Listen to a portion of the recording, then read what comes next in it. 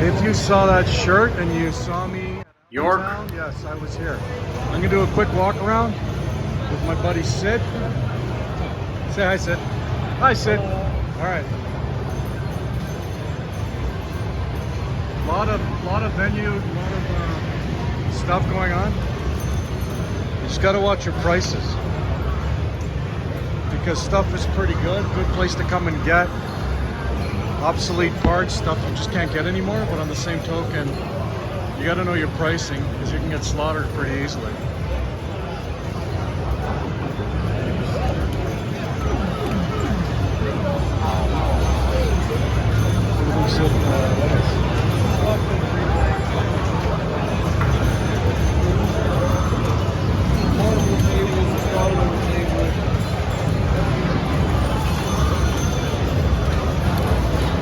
They got some pretty cool EMs here. This is what the show is known for. The old wood rails, they call them. Just check out some pricing.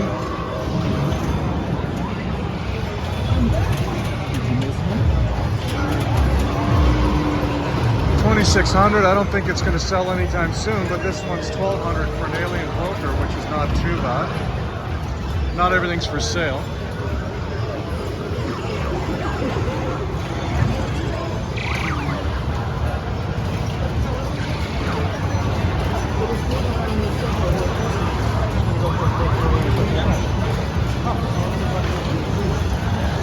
And I'm not editing this video, so as you're seeing it is as it's going to happen.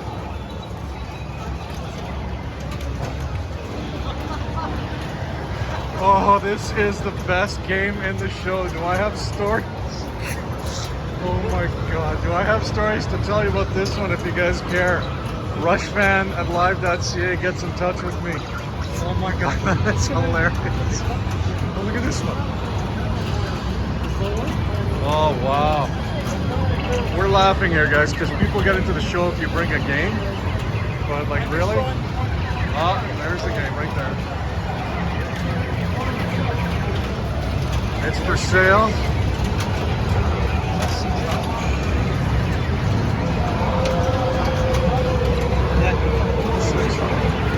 US is 10 grand. That's what we got it for Buckle. 2,400 for a Pinball. They got some pretty obscure games like Tech Sector, TX Sector. Yeah, it's not very well known anyways. And then you go into the vendors market. So here's where they sell the t-shirts. That's where they have the competitions going on. And then just a bunch of stuff. This is where I typically hang around with. So if any of the vendors are subscribers, yes, I am Rushfan. I'm the guy who walks around with the Rush t-shirt at all the events. But really cool show. This is not nearly as big as Allentown. That one's massive. But this one's a pretty good size. This poor guy's been working on this power play the whole show. Maybe I'll tell him to watch one of my videos. But yeah, a lot of good stuff. So this is the junk you come and pick through, like, you know. At 4 p.m., there will be a mechanical tournament. It'll be taking place at the Jackpot. I'm picking through these boards constantly, looking through plastics. One of my last videos from Allentown, I show you all my haul. Maybe I'll do it for this one as well. It wasn't nearly as fruitful as the last one, but you know, good opportunity to buy things, ramps and stuff. And you know, they have a lot of vendors that sell all the little pieces that you really get you need and you get hosed for because of shipping.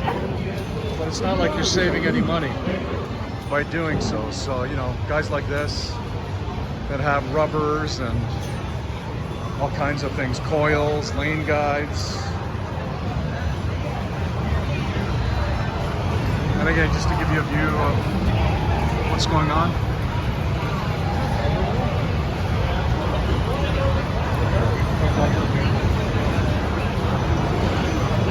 A quick walkthrough.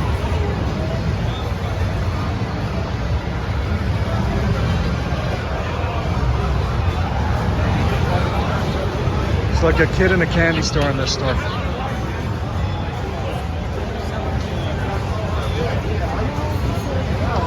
And they got back glasses. If anybody has a Pantera that they need plastics for, I have them. So just shoot me an email, rushfan@live.ca. Here's a good example of stuff you can pick up, but they're not exactly giving this stuff away. They want $200 for that Flash Gordon, and there was a guy that wanted 150 for a completely populated one. It was clapped out, but missed out on that one. But anyway, lesson learned. This Fathom back glass looks fantastic, except, you know, once that peels off, you're kind of doomed, right? But again, you look around, you find all kinds of stuff. You know, these guys have manuals and all kinds of goodies. They've got rebuilt components, but you know what? Watch the channel and I'll show you how to rebuild them just the same. And it's got a pretty cool vibe. It's got a flea market vibe, and it's also got a nostalgia vibe. So just looking at the albums, there was a Signals, a Rush Signals, but it appears to be sold. That's pretty cool, the Judas Priest there, the British Steel. But I guess they're record albums, and put them in a frame and bring them for sale. And then t-shirts and all kinds of nice stuff. So stuff in the corner, a lot of projects, a lot of deals. I'm not suggesting people come here and buy all this stuff. I'm just trying to give you an idea of what there is and what you can do. So a quick walk around, and let me just show you some more pricing. This is 3200 best offer. It's actually in really nice shape, original playfield. Back glass looks to be pretty good. And this is the big part of the show right here. And again, this is in York, Pennsylvania. Drove in with Sid from Toronto. Took us about 8 hours. U.S. Customs was actually really good. And I got to tell you, the people down here are super, super friendly. If anybody tells you that you know, people in Pennsylvania are anything but friendly, I don't know where they're going, because we have not had a bad experience yet. This is probably the 5th time I've been to this show. So. And this guy's actually pretty cool. He's got a lot of good stuff that he sells at good prices. So.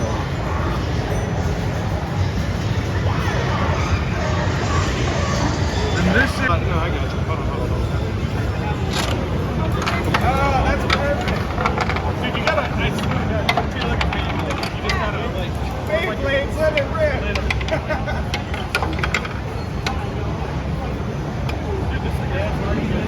Is it trying to knock them all down, or let it do its thing? Let it do its thing, dude. I'm telling you. I think that's part of the fun, right? You can maybe nudge the table a little bit. I mean, not too much. Yeah, you just knock the pins over. I don't know. We just don't know. All we know. Wow, you see everything, eh?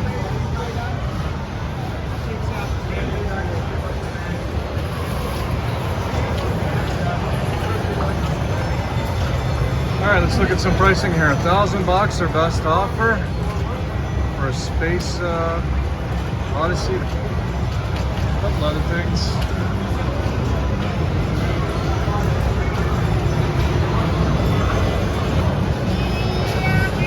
If anybody wants to see how to make one of these things, just let me know. I'll build you one from scratch.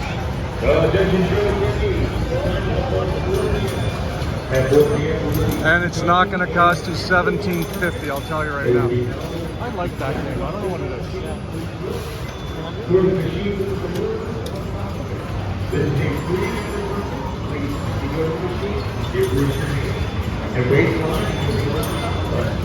Again, this is at 4 p.m.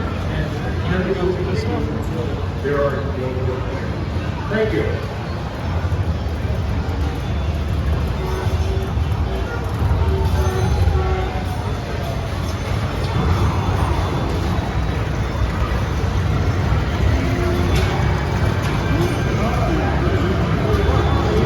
Like the 88 stuff, right? Big glass?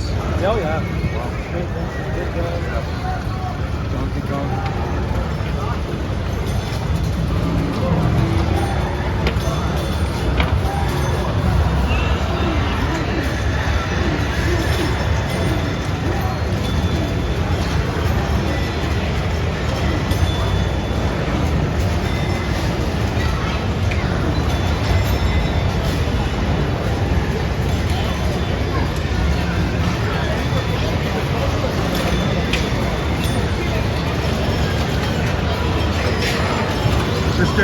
actually pretty fun.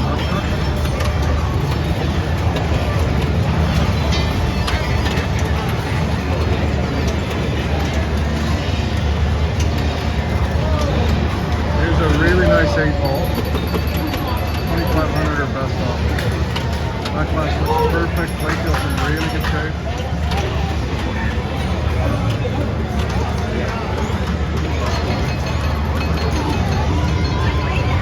I had jokers. I guess not a bad choice. 2250. Not really a lot to do in this game, but it looks pretty cool. All right, let's go back into the pit over here. Like a lot of this stuff hasn't moved. This has been here all day. Bunch of lockdown bars and all kinds of stuff. This guy's selling back glasses.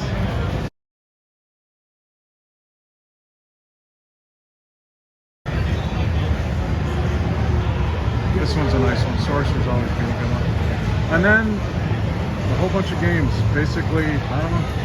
I guess it depends on how desperate is how much you end up paying for it. So. And just, you know, on miscellaneous junk people drink that's, You want to take with or hey, not? let's get rid of it kind of thing. Say hi. Hello. This guy's legend, okay? Wow, doesn't this look interesting? I bet she's gonna want like $1,000 for it.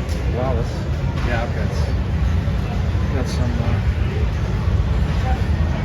you know, you gotta watch, they look nice, but this has tape in the corner there. Let me make sure I don't drop them. Not a hurry, it's not bad. But depending on condition, that's what you keep hearing. All kinds of junk. I'll give you a better view of what's going on here. More of the flea market stuff. So, you know, just to give you a general idea, all this Bally stuff here, I'll take you up to it. A lot of manuals, a lot of schematics, things like that coming out of this guy. You know, System 1 boards, they say the spider chips are impossible to find. Well, guess what? There's like stacks of them. Translights. The displays are a dime a dozen. Okay, you know, do they work or not? I doubt it. Here's just a whole bunch more of boards. You know, people are picking away at these things. They're starting to disappear. I was going to come buy the whole lot. But I'm thinking, geez, I probably got 10 times this stuff at home and I just never use it. You know, here's a good play field there. Now this show, it's decent. They do a good job. There's quite a few vendors, quite a few, a lot of games. But this is decent. Like, you know, if you need odd parts here and there that you got to pick up for a project game or fix them, this is where you make it happen, huh? And I'm looking for coils for my power play. And I just kind of peek over. One for the kids. Yeah, whatever. Stickers. This guy's pretty cool, isn't this guy? Everybody has their own nice things.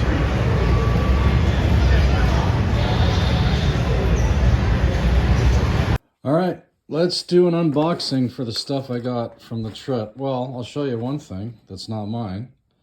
A whole bunch of computer chips picked up for a buddy of mine. If you have any of these for sale, let me know. I have no idea what they are. But they weren't cheap, I can tell you that. So, we got a set of legs, Bally legs. These were in good shape. Not very rusty. And they definitely played the part. I think I paid 20 bucks for them, which is pretty good. You know, converted into the Canadian dollar, it's probably 30 bucks. Before that, decent. Yeah, $20, 29 there. So good deal on those. Brand new back glass lift channel.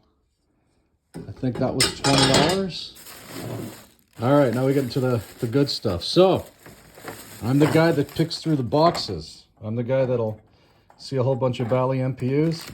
Again, I just don't do Bally's, but I've got a bunch of Bally projects on the go, so I'm always kind of purpose driven on what I'm looking for. So I find this board. Okay, the 5101 chip is blown out of it.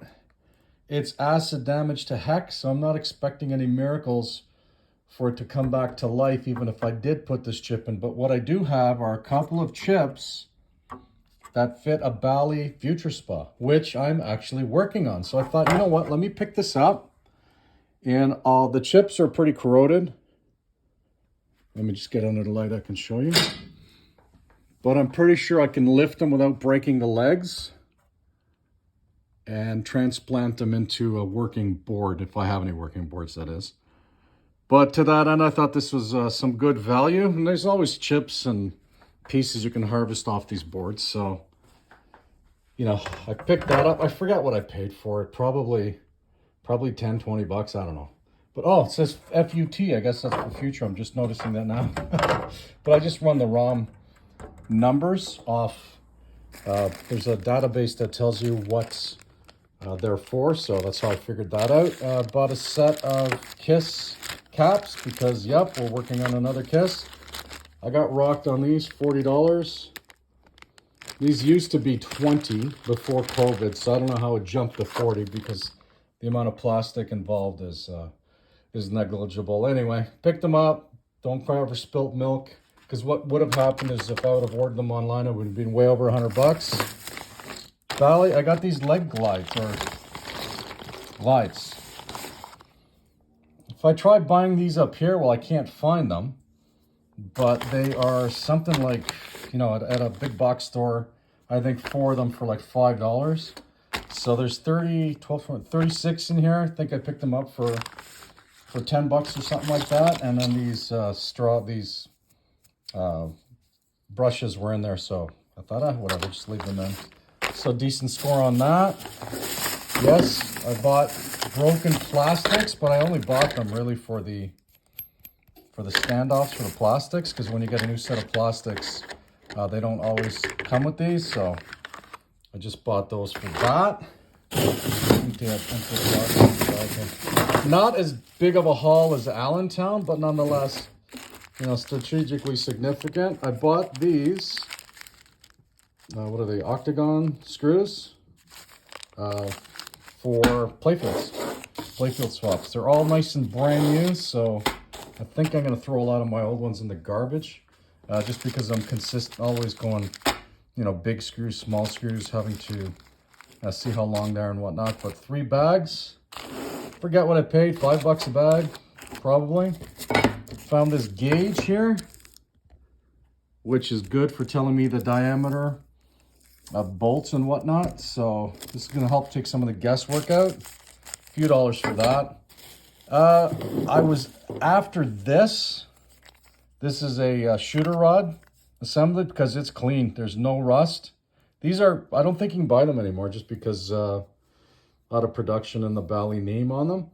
But I bought this, and you end up taking a handful of stuff so you get your money's worth. But I also bought that and this coil.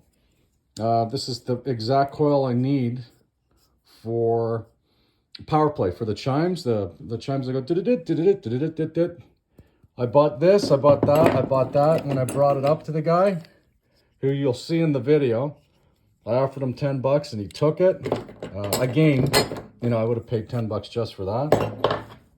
And so here is the big haul of the event and what I spent the majority of my money on. Can you guess what they are? Yeah, you probably can, because I've done enough of them. But we got a Kiss. Okay, it's a strip playfield. It's killed over here. Really good up here. So we're going to see what we're going to do with this, whether we're going to sand it down. I'm definitely going to go ink to wood. But again, it's not, I don't want to say it's not that bad. It's not that good, but it's something I can probably work with because the rest of it is actually pretty decent. Okay, so this will be coming to you in the future. And I also got an Evel Knievel, which again, it's good from far, but far from good. better than most I've seen. And again, I didn't buy it to leave it in this state. But again, it's not that bad. I think I'm gonna do something with this in a future video with some stencils that I'm in the process of trying to develop, and I'll show you a before and after with that. Okay, so these are the what took all my money, and what I'm going to be working on in the future. So you see future videos on that. And then here's the rest of my spoils. So again, not as not as like a bombardment of what I got in Allentown. It was a lot more strategic, and what I was looking for this time at York. York doesn't have the variety of Allentown, but nonetheless, it is a good venue. Like, I think it's something that I'll continue to go to. It's 800-kilometer drive from home to, what's that in miles? About 500 miles. So, but a good time overall. And anyway, that's it. I'm gonna sign off. If you saw me at the show, if you saw me walking around with the Rush t-shirt, you know who I am. To that end, Rushians, please like, share, subscribe, comment. Let me know if there's anything particular you want me to do with this stuff, and I'll see if I can squeeze it into the agenda. And other than that, all the best, over and out. We'll talk to you soon.